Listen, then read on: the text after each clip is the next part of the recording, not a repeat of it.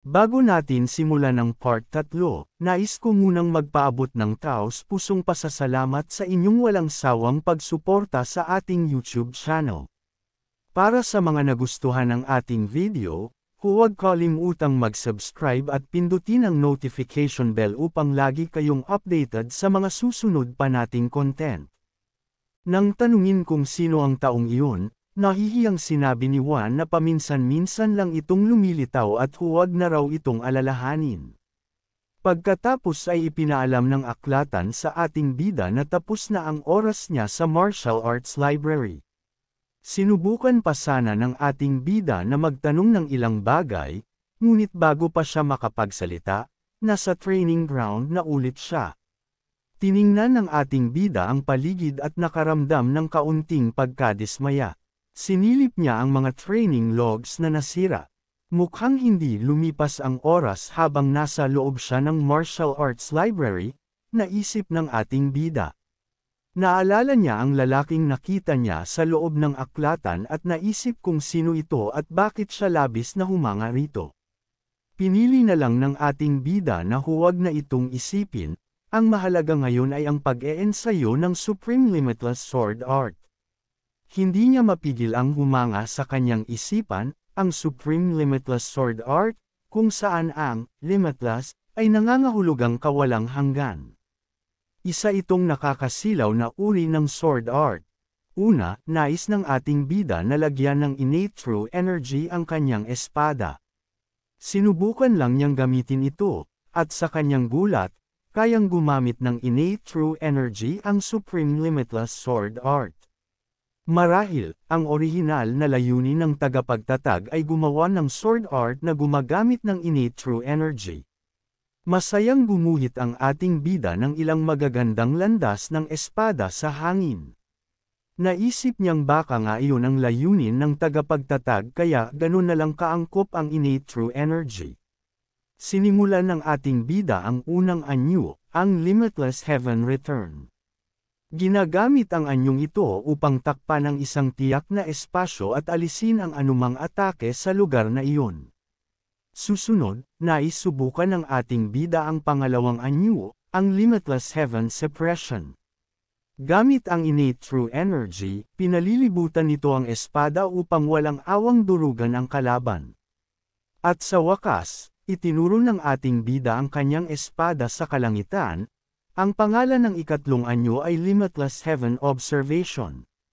Sa isang iglap, nakita niya ang enerhiyang lumabas mula sa galaw na ito na tumagos sa isang makapal na pader na may 10 patong. Ni hindi inakala ng ating bida na ganun ito kalakas. Ngunit agad niyang napagtanto na ito ay projectile energy. Masayang-masaya ang ating bida. Lumapit siya upang suriin ang maliit na butas, talagang nakapagpakawala siya ng projectile energy na atake. Masayang-masaya ang ating bida sa kanyang puso. 3 buwan matapos matutunan ang Supreme Divine Art, sa wakas ay nagawa na niyang gamitin ang projectile energy. Isa nga ba siyang henyo? Biglang naalala ng ating bida ang spirit peel na ibinigay sa kanya ni Juan. Ngunit hindi ganap na nakadepende sa spirit peel ang paggamit ng projectile energy, kaya hindi siya sigurado kung iyon nga ang dahilan. Nagpasya ang ating bida na subukang muli. Itinuro niya ang kanyang espada at sinimulan ang Limitless Heaven Observation Form, ngunit nanatiling tahimik ang dulo ng espada, walang anumang pagbabago. Napanganga ang ating bida sa gulat. Paulit-ulit niyang iwinasiwas ang espada, ngunit hindi niya nakita ang Limitless Heaven o Observation. Hinigpitan ng ating bida ang hawak sa kanyang espada. Desperado niyang gustong ulitin ang galaw na ginawa niya kanina. Sumigaw siya ng malakas at pinilit I-swing ng paulit-ulit hanggang sumakit ang kanyang mga braso, pero hindi niya pa rin nagawang ulitin ang ginawa niya noon. Bumagsak ang ating bida sa lupa sa labis na pagod. Naisip niya, nagawa niya ba talaga iyon kanina? Hindi ba talaga siya henyo? Magagamit naman niya ang iba pang mga anyo, bakit ang ikatlong anyo lang ang hindi gumagana? Biglang may pumasok na ideya sa isipan ng ating bida. Napagtanto niyang bagamat magkakaiba ang kapangyarihan ng tatlong anyo, tila magkakaugnay din ang mga ito. Hindi ba't kakaiba iyon? Parang natagpuan ng ating bida ang susi. May dalawang posibilidad siyang naisip. Una, ang tatlong anyo ay sadyang magkakaiba. O pangalawa, ang tatlong anyo ay bahagi ng iisang galaw. Ang Limitless Heaven Return ay para sa paggabay sa puwersa. Ang Limitless Heaven Suppression ay para sa pag-iipon ng puwersa. At ang Limitless Heaven Observation ay para sa pagkontrol ng puwersa. Tama nga ang ating bida, napagtanto niyang ang Supreme Limitless Sword Art ay isang napakalaking pinagmumulan ng enerhiya. Napalunok ang ating bida sa kanyang iniisip. Kung tama nga ang kanyang hinala, siguradong magagawa na niya ngayon ang ikatlong anyo. Huminga ng malalim ang ating bida, handa na sanang sumigaw ng Limitless Heaven Observation, ngunit biglang dumating si Guard Wo. Nangratag ang ating bida sa galit. Walang kamalay-malay si Guard Wo at sinabi, hinahanap kita. Nakita mo na ba ang guro? Hindi na natapos ng ating bida ang kanyang galaw, at wala siyang mapagbuhusan ng inis. Galit na galit, pinagnitngit ng ating bida ang kanyang mga ngipin at sinabi, di ba sinabi ko na huwag mo akong tawagin kung hindi naman mahalaga? Baka tuluyan akong magalit. Naguluhan ang ating bida sa banta ng kanyang batang ginoo. Nauutol na sinabi ni Guard Wo na may gusto raw makipagkita sa batang ginoo. Nagulat ang ating bida nang marinig ito, marami na palang gustong makipagkita sa kanya ngayong gabi. Ngumiti si Wo at sinabi, ngayon naman, si batang ginoong Hamang Wo ang gustong makipagkita sa iyo. Nasa likod ko lang siya. Pagkarinig pa lang ng ating bida sa pangalan na Hamang Wo, nanlaki ang kanyang mga mata at namutla siya sa takot. Sa kanyang nakaraang buhay, hindi niya personal na nakilala si Hamang Wo, pero marami na siyang narinig na kwento tungkol dito sa mga tavern. Ang dahilan kung bakit kilala si Hamang Wo ay dahil tinawag siyang tagapagsilbi ng parusa ng pamilya Ha, mas kilala bilang Rezang Espada. Karaniwan, ang ganitong palayaw ay ibinibigay sa mga kasapi ng mga makademonyong sekta, pero nakuha ito ni Hamang Wo dahil pinatay niya ang lahat ng eretikong pumatay sa kanyang nakababatang kapatid. Dahil sa labis na kalupitan, lumaganap ang palayaw na Rezang Espada para kay Hamang Wo. Maraming tsismis ang umiikot tungkol sa kanya, at ngayong nasa harapan na mismo siya ng ating bida, imposibleng hindi matakot, tao lang siya. Biglang sumilip ang isang maliit na ulo, at sobrang kaba ng ating bida na halos hindi siya huminga. Ngunit laking gulat niya nang makita na si Rezang Espada Hamang Wo ay isa palang kaibig-ibig na batang lalaki na masiglang nagsabi, ikinagagalak kitang makilala, Hope Chan. Hindi inaasahan ng ating bida ang sitwasyon kaya napamaang siya sa gulat. Nakatayo si Hamang Wo sa likod ni Guard Wo, nakatitig sa ating bida, at biglang ngumiti ng maliwanag. Medyo nagbantay ang ating bida at tinanong, hello, kapatid na Hope Chan. Nakita ni Guard Wo at ni Hamang Wo ang natigil ang ekspresyon ng ating bida kaya naguluhan silang pareho. Tatang Hope, anong nangyari? Bakit ka ganyan kasepresa? Tanong ni Guard Wo. Napakamot ang ating bida at pilit na ngumiti. Wala naman, sagot niya, habang tahimik na pinagmamasdan ng batang kaharap niya na may maamong mukha. Tama, bata pa pala siya, kaya siguro wala pa siyang palayaw na Rezang Espada, naisip ng ating bida. Dahil dito, nawala ang takot niya. Tumiklop siya ng braso at tinanong si Hamang Wo, anong kailangan mo sa akin? Nagpakita ng sabik na ekspresyon si Hamang Wo at sinabi, gusto ko lang itanong, sasali ka ba sa family entrance ceremony? Naalala ng ating bida ang family entrance ceremony, isang seremonyang inihahanda para sa mga batang higit 10 taong gulang upang malaman kung karapat-dapat ba silang magdala ng apelyidong Ha. Sa kanyang nakaraang buhay, lubos na nabigo ang ating bida sa seremonyang ito. Habang inaalala ito, lalo pang tumibe ang kanyang loob. Sa matatag na tinig, sinabi ng ating bida, sasali ako.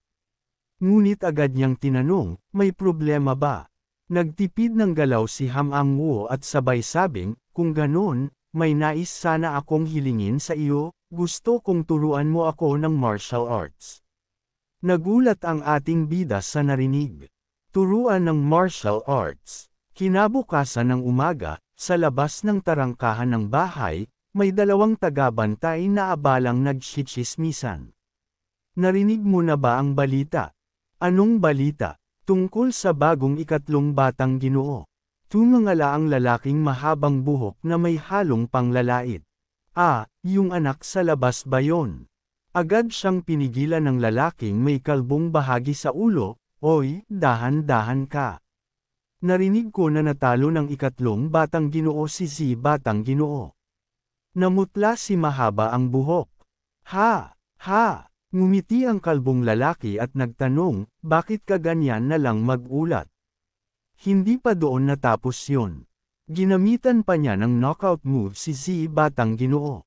Ngunit hindi nila alam na sa likod nila, may isang taong nakatingin sa kanila na para bang bumubutas ng bala ang tingin. Nang mapansin ng lalaking kalbo ang titig ng iba, nakaramdam siya ng kaba at tumalikod. Dalawang tao ang nakatayo sa likuran nila. Batang Ginoong Joe, gulat niyang sigaw. Narinig ni Joe ang mga sinabi kanina, kaya galit na galit itong nagngangalit ang mga ngipin habang nakatitig sa mga tagabantay. Biglang lumapit ang tagapagbantay ni Joe at sinakal ang lalaking may kalbong ulo. Walang hiya ka, nang ahas kang bastyusan ang Batang Ginoo. Batang Ginoo, hayaan ninyong ako na ang magparusa sa kanya. Pero sa kabutihang palad para sa lalaking kalbo, ayaw na siyang parusahan ni Joe. Nang gigigil lang itong nagngit-ngit ng ngipin at tumalikod na lang. Tinawag niya ang kanyang tagapagbantay, hindi na kailangan. Fair na sa pinag-usapan, hindi pa rin matanggap ng tagapagbantay ang nangyari. Nauutol niyang tanong, pero, Batang Ginoo. Ngunit napakuyom ang mga kamao ni Joe, at galit na sumigaw, hindi mo ba ako narinig? Bilasan mo. Nang makitang paalis na si Joe habang iritadong naglalakad, dali-daling sumunod ang tagapagbantay. Sandali lang po, Batang Ginoo. Samantala, bumagsak sa lupa ang lalaking kalbo at pilit na humihinga, nakaligtas siya sa kapahamakan. Hinabol ng tagapagbantay si Joe na halatang galit. Ayos ka lang po ba? Paano mo napapalampas ang mga chismis na ganon? Malungkot na sumagot si Joe, kung sasaktan ko sila, lalo lang lalala ang mga chismis, at saka, totoo namang natalo ako. Habang sinasabi ito, mariing pinisil ni Joe ang kanyang kamao. Hayop na Hope Chan, inaamin kong mas malakas ka kaysa sa akin, pero hindi lang lakas ang mahalaga sa mundong ito. Hindi mo lang basta-basta makukuha ang gusto mo dahil lang sa panalo. Agad namang nagbalik ang sigla ni Joe matapos aliwin ang sarili. Mabilis lumipas ang panahon at dumating na ang araw ng family entrance ceremony. Sa itaas ng entablado, may isang lalaking nakatayo at nagpakilala. Ako si Ham Jane, ang tagapamahala ng seremonyang ito. Naway maging matagumpay ang family entrance ceremony ngayon. Nagsimulang magtinginan at magbulungan ang mga tao sa ibaba. Ang laki ng seremonyang ito ngayon. Oo nga, pero parang kaunti lang ang mga tao, no? Dapat marami-rami ito. 12 lang yata. May isang taong mapanuring nagsabi, parang may kulang. Isa yata ang nawawala. Sumagot naman ang isa, baka may nahuli, sa ganitong kaalagang araw. Naroon din ang ating bida. Nilingalinga niya ang paligid habang nag-aalala, nasaan na si Ham Ang-woo? Magsisimula na, hiningi ko pa tulong niya kahapon. Malaking problema ito kung mahuhuli siya. Naalala niya ang nangyari noong nakaraang araw. Diretsahang tinanggihan ng ating bida ang kahilingan ni Ham Ang-woo na turuan siya ng martial arts. Hindi pwede. Nalungkot si Ham Ang-woo nang marinig iyon. Bakit naman? Umaasa ako sa'yo. Babalikan kita ng malaking gantimpala. Muling tumanggi ang ating bida. Sabi ko na, imposible. Hindi dahil sa ganong problema, dagdag pa niya. Naguguluhan si Ham Ang-woo, bakit? Medyo naiinis na ang ating bida. Ang dami ko nang sinabi, pero hindi pa rin niya maintindihan. Iwas niyang tiningnan si Ham Ang-woo, tumingin sa ibang direksyon, at mahina niyang sinabi, dahil ito'y tungkol sa pagkakataon. Iba kasi ang martial arts na alam ko, malayo sa martial arts ng pamilya H, from sa paraan ng cultivation, hanggang sa pamamaraan ng paggamit ng lakas. Kaya hindi kita matuturuan. Umupo si Ham Ang-woo sa sahig, lupaypay at malungkot. Imposible, akala ko pa naman pwede.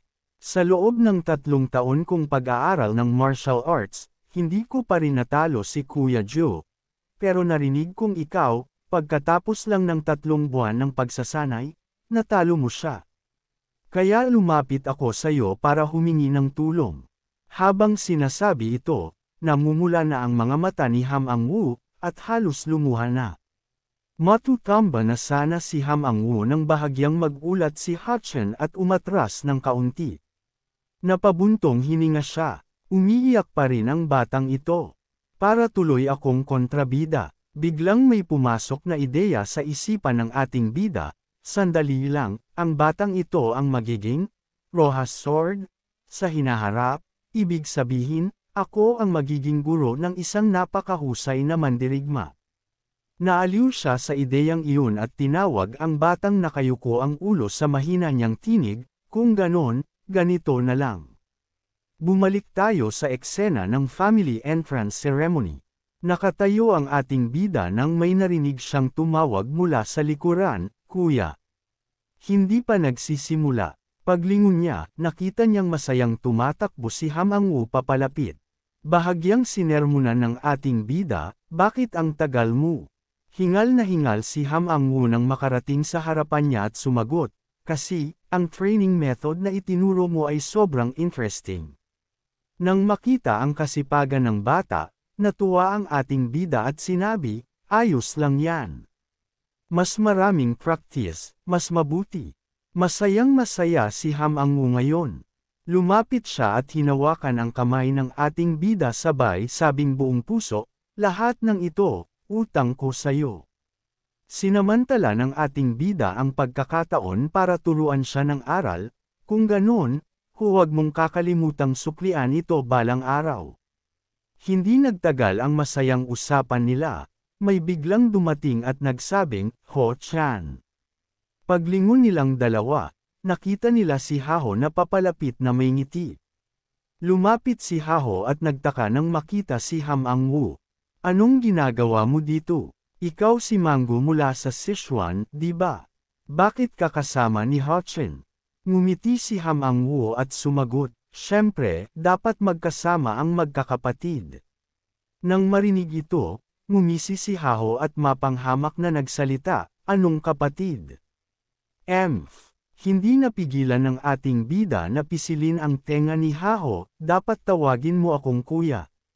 Huwag mong sabihing nakalimutan mo na ang usapan natin. Kailan mo ako tatawaging kuya?" Namula sa galit si Haho habang pinipisil ang tenga niya. "Ay ikaw, nangangahas kang sabihing mas magaling ka sa akin." Galit na galit siyang sumuntok sa ating bida, isang malakas na suntok ang pinakawalan. Ngunit ang dating punong-puno ng tiwala sa sarili na si Haho ay biglang napahinto. Sa isang napakagandang liko sa ere, ginawa ng ating bida ang isang somersault at maganda ang kanyang paglapag. Malamig niyang sinabi kay Haho, "Ayaw mong umamin ng pagkatalo. Sige, paano kung tapusin na natin ito?" Dito at ngayon, ang mga taong nasa likod ay nagsimulang magtipon nang marinig ang kaguluhan, at nagsimulang magbulungan. Anong nangyayari? Mukhang may away. Mukhang nag-aaway na naman ang ikatlong batang Panginoon at ang ikaapat. Napalinga-linga si Joe habang iniisip, ang daming nanunood. Patuloy ang pang-aasar ni So-chan, "Joe, gusto mo bang tawagin akong kuya, o muling matalo?" Galit na galit si Joe ngunit wala siyang magawa. Ang ingay nila ay nakatawag pansin na. Mula sa entablado, nagtanong si Hama Jane, ano ang problema bago pa magsimula ang initiation ceremony? Babalak ba kayong magsakitan? Pagkarinig ni Joe sa mga salitang iyon, namutla siya. Nakakainis, kung mag-iiwan ako ng masamang impresyon bago pa man magsimula, mahihirapan ako. Ngunit biglang lumapit si Hutchin, inakbayan siya, at nagsabing, pasensya na po. Nagpapainit lang kami ni Joe, medyo nadala lang po ako. Niyakap niya si Joe, na napapangiwi na lang, saka ngumiti ng propesyonal at tinanong, di ba, Joe, maliit kong kapatid.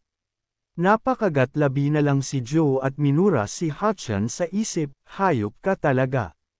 Ngunit alam din niyang hindi siya makikinabang kung gagawa siya ng eksena, kaya wala siyang nagawa kundi magsabi ng, oo, tama, salamat, Kuya H. Chan. Ngumiti si Hutchin ng masaya, tagumpay ang kanyang plano.